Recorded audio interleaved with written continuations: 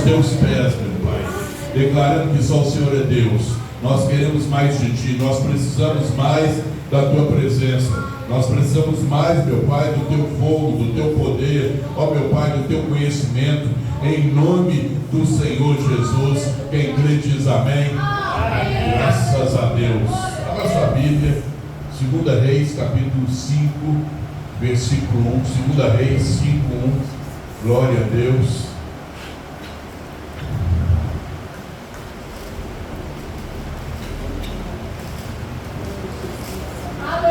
Reis 5:1, aleluia, glória a Deus. Diz assim: Naamã, comandante do exército do rei da Síria, era grande homem diante do seu senhor e de muito conceito, porque por ele o Senhor dera vitória à Síria. Era ele herói de guerra, porém leproso. Pai, eu oro, Senhor, te agradecendo por esta palavra, e que venha, Senhor, sobre a minha mente e meu coração a tua revelação, a tua vontade, em nome de Jesus, e que a igreja esteja com o coração também aberto para receber, meu Deus, essa palavra, em nome de Jesus. Quem crê diz amém. Amém. Graças a Deus. Pode acertar.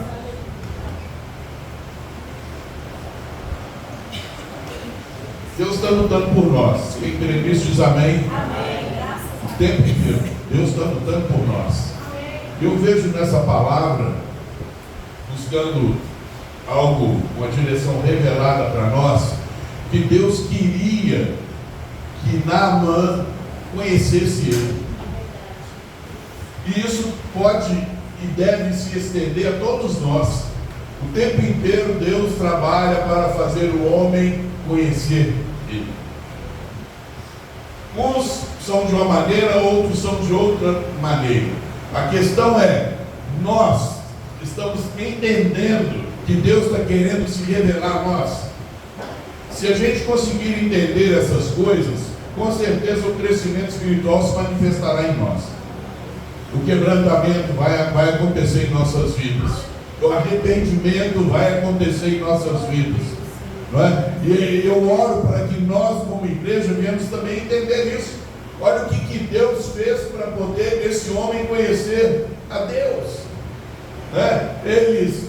Deus fez o seu povo perder uma batalha, levar uma menina escrava para poder viver lá com Naamã, para que um dia aquela menina viesse ter uma voz ativa e falar: se você conhecesse o Deus de Israel, você seria liberto. E assim é quando, se nós conhecemos esse Deus poderoso, maravilhoso, eterno, santo, né, nós seremos o que? Libertos. E aí vem uma pergunta, porque eu gosto de criar mensagens sempre perguntando, jogando para mim. Eu tenho conhecido a Deus? Se eu tenho conhecido a Deus, a minha vida está o quê? Evoluindo. Independente das circunstâncias. Porque se você for olhar as circunstâncias, você olha, por exemplo, a vida de Paulo. Se você olhasse tudo que acontecesse com ele, você ia falar: não, Deus não era com ele, não é.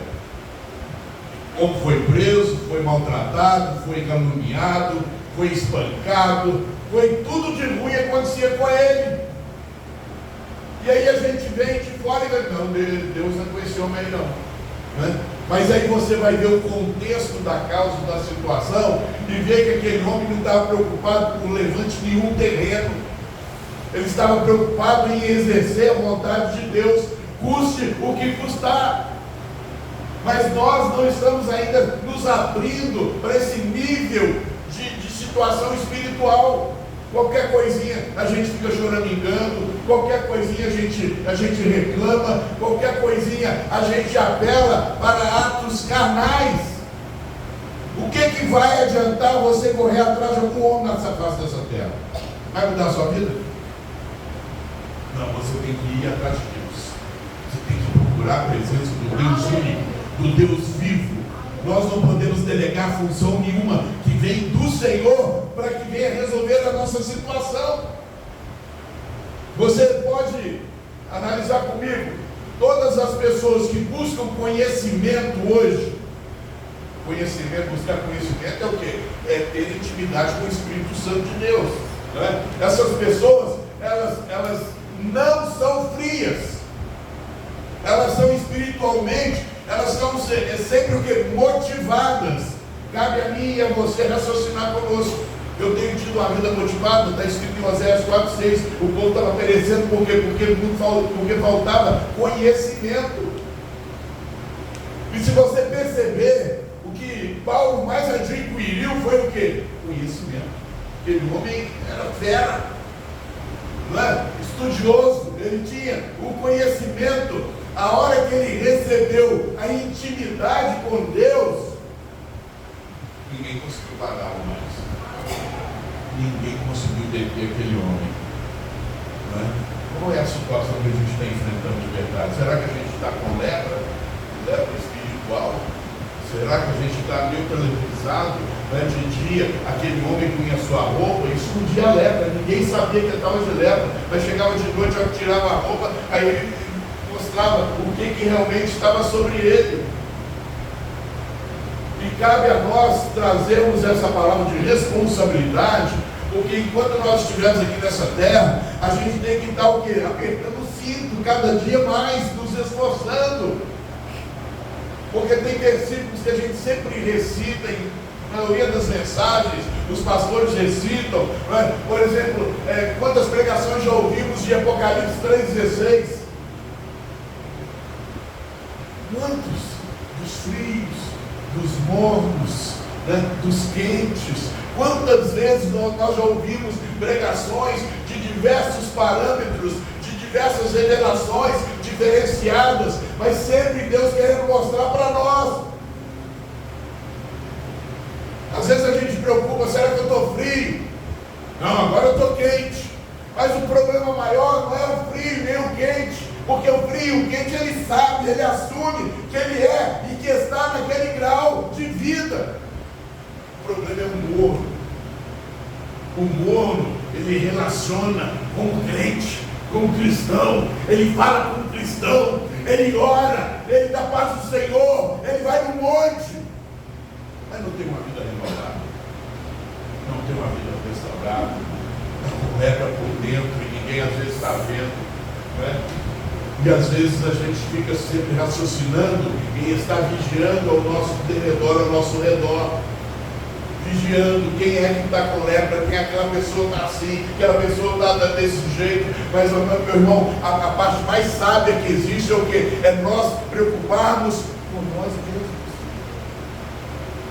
Com nós mesmos. Essa cobrança, ela não pode ser simplesmente pelo pastor, ela não pode vir de um missionário ou de uma missionária, ela precisa acontecer com nós mesmos. Isso é o que? É maturidade espiritual, que vai gerar o quê? Um arrependimento, uma conversão verdadeira. Não adianta nós buscarmos palavras cheias de eloquência, de palavras bonitas, mas feijão com arroz, a gente não saiu dele ainda e fica querendo feijoada. Não tem tido o esforço para buscar o entendimento, o conhecimento da vontade de Deus, o temor de se prostrar diante do Senhor e falar: Pai, o que eu estou fazendo está errado, preciso melhorar, você tem que evoluir, as coisas têm que acontecer na minha vida, eu quero sentir o Espírito Santo fervorosamente na minha vida, eu preciso, sim, meu Pai, ter força para dizer não às coisas erradas.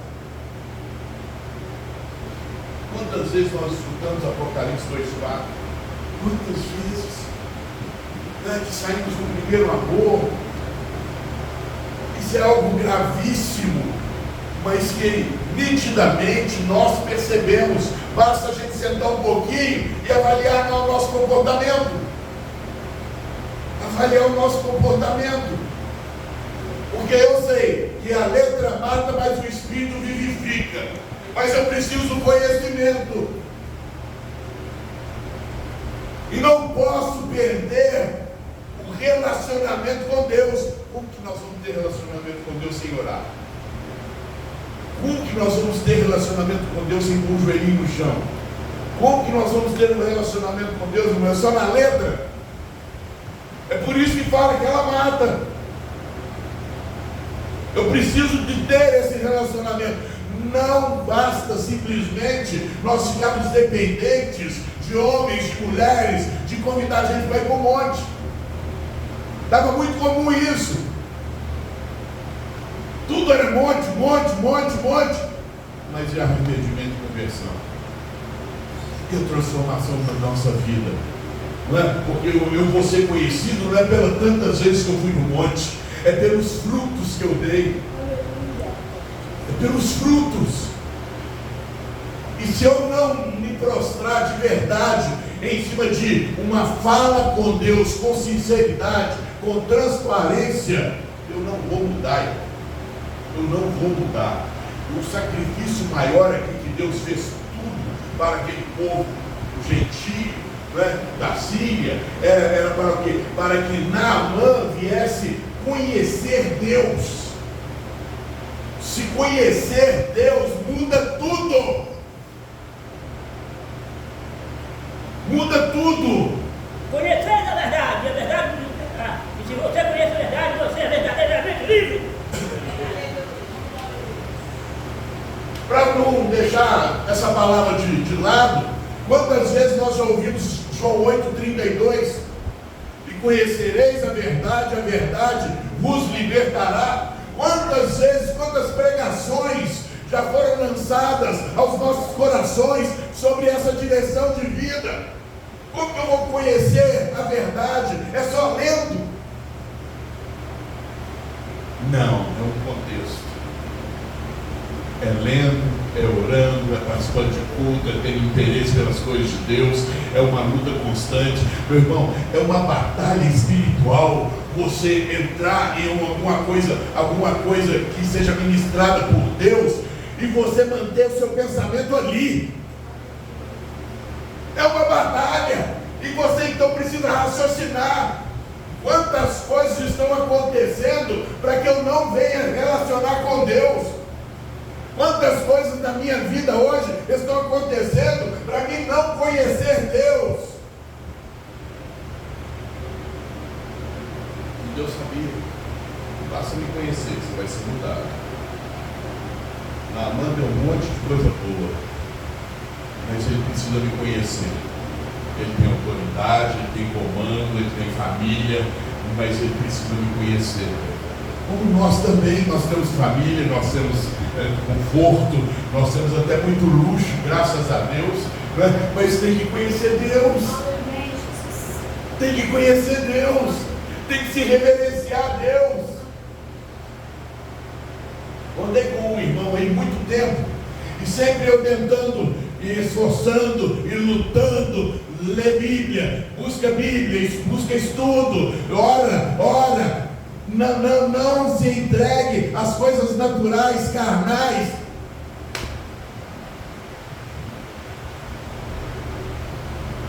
Não tem outra receita para ninguém, irmão.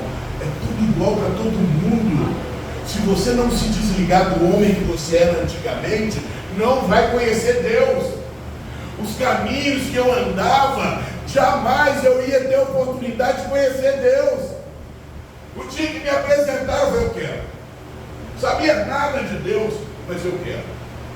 Eu quero abrir meu coração para esse Senhor. Eu quero conhecer esse Senhor. Meu irmão, quando você se esforça e entrega, por mais que você venha ter tempestade na tua vida, você não vai afastar dos caminhos do Senhor. Não vai. Não vai. Pode doer. Pode te tirar tudo da sua vida, mas você não vai largar, porque assim você sabe que o mais importante, ninguém pode tirar além de você próprio.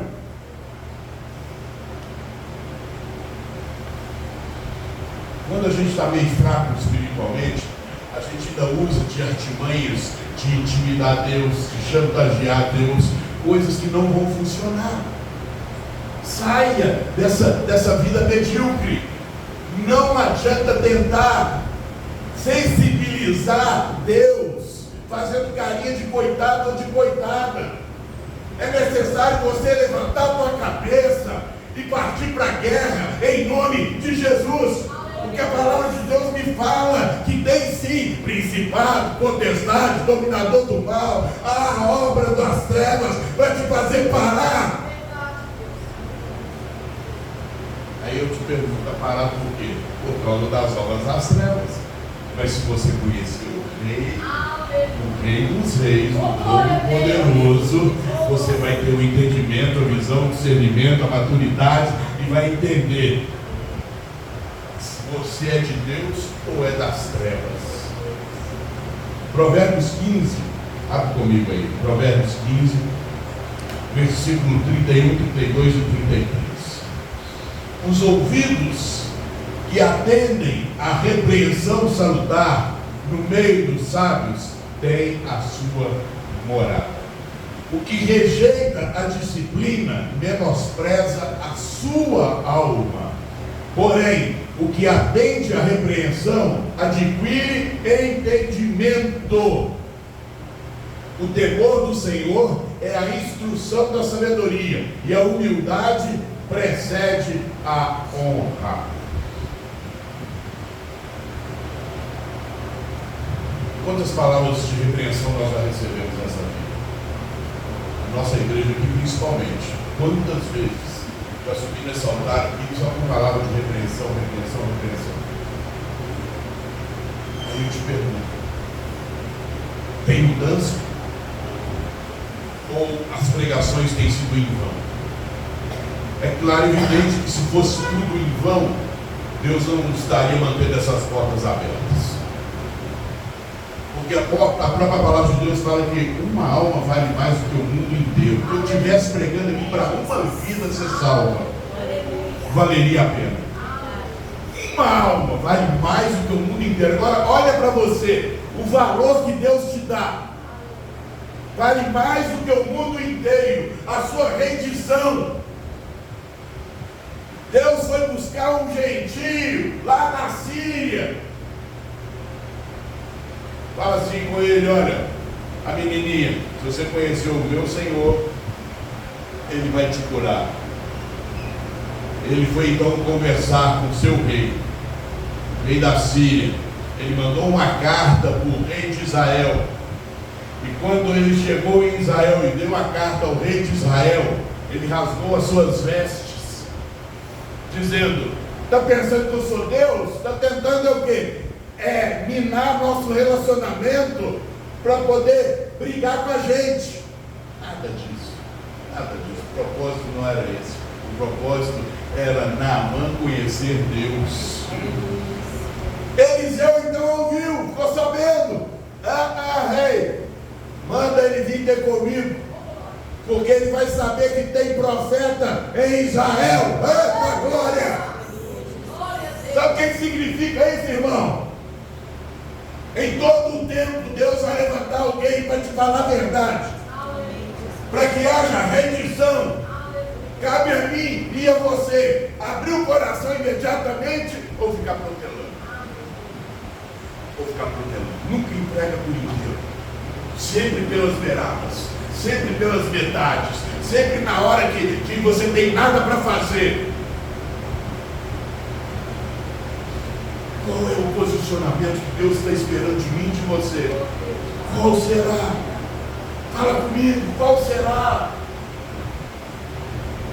Porque quando aquele homem se rendeu, as portas foram se abrindo, mas nunca foi do jeito que ele pensou que fosse. Ele pensou que Eliseu, ou o profeta, chegaria e pusesse as mãos nele, ele já estava curado. Mas não é do jeito que o homem pensa que é. É do jeito do Senhor. É mais do profundo. Não pode ser raso. É muito fácil chegar um, põe a mão na cabeça, está ali, vai lá, cheio de prosperidade, de alegria, de vitória, está tudo certo, combinado e feito. Tem que entrar. Tem que entrar. E você tem que me dar a resposta que você quer de verdade. Então Deus estava experimentando se ele queria de verdade. Porque quem quer de verdade, ele submete a palavra de Deus.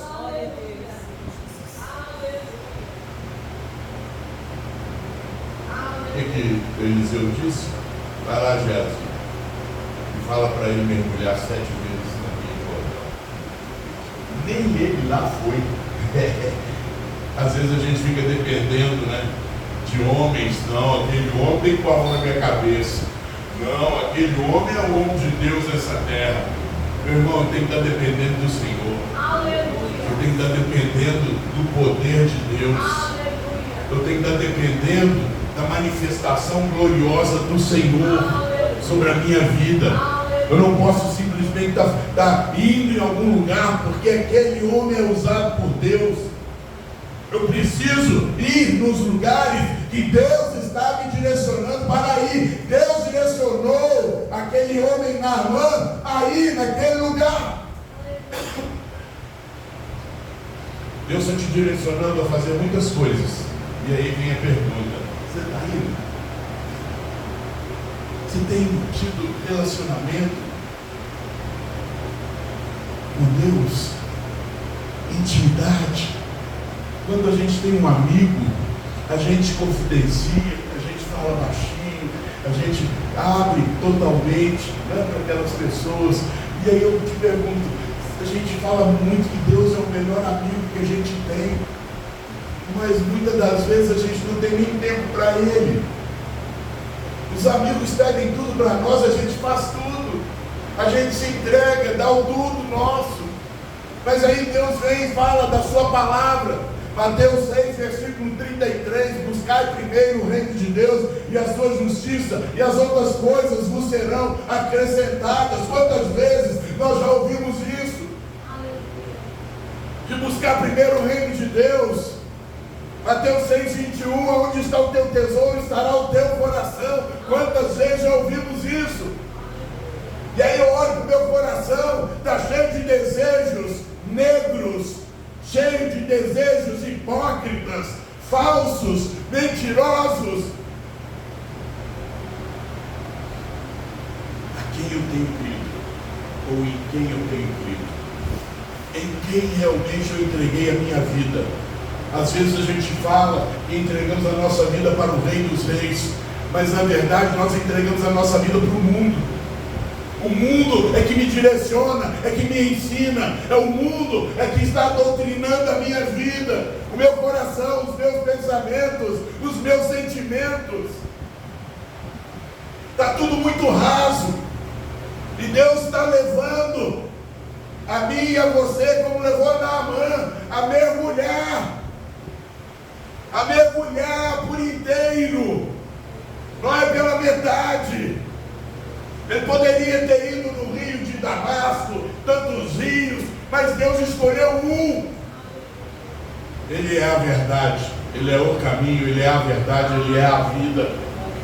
Ninguém vem ao Pai senão por Jesus. Ninguém. E aonde nós estamos procurando esse Deus? Fisicamente na igreja? Ele é Espírito. Ele é Espírito. Tem que ser no Espírito. Não pode ser na minha carne. Eu não tenho que ficar procurando coisas para iludir o meu pensamento ou a minha visibilidade. Às vezes com fumacinha, às vezes com tumulto ou multidão de pessoas. E eu te pergunto, aonde estão a manifestação das libertações, das curas, das transformações de vida? Aonde estão? Eu já fui em vários shows evangélicos, mas eu fui do mesmo jeito e voltei do mesmo jeito, com os mesmos problemas. Me empolguei com a beleza do lugar, com a multidão de pessoas, mas aquilo não mudou a minha vida. Nesse mundo que jaz no maligno, se você não tiver o Espírito de Deus, as calúnias vão te derrubar, as mentiras vão te derrubar, as pessoas falsas vão te derrubar. Mas se você encontrar o verdadeiro Deus, ninguém vai te derrubar. Por isso eu citei o nome de Paulo. O homem foi apedrejado, Estevão foi apedrejado e morto. Paulo foi para a prisão. João, jogaram ele dentro de um tonel de óleo quente. Sabe por quê? Porque era pregador da palavra. Mas ele não estava ligado nesse mundo. Ele estava ligado em se ver ao que ele fez. Isso é para morrer com Deus que morremos. Devemos morrer por Jesus. Isso não é uma tarefa fácil. É fácil de falarmos isso, mas se não tiver uma preparação, na última hora você vai dizer: não, eu não quero, eu não dou conta, Deus não vai fazer isso comigo. Nós nos intimidamos, meu irmão, para pregar o evangelho em qualquer lugar, aí mais ou menos que eles falam que é chique. Nós ficamos preocupados, vão chamar a gente de chato, de implicante, de município, de fanático, de tudo mais. Nós preocupamos com o nosso eu, e para servir a Deus e morar com Deus na eternidade, eu tenho que preocupar com a vontade de Deus. Aleluia. Feche os teus olhos.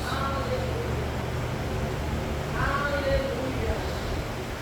Louvado seja Deus. Será por que eu ainda não sou aquela pessoa animada com as coisas de Deus? Eu posso te responder: porque te falta conhecimento e não houve ainda conversão. Muitas pessoas hoje são dadas, gostam de fazer ofertas, dar as coisas, mas a fé sem obra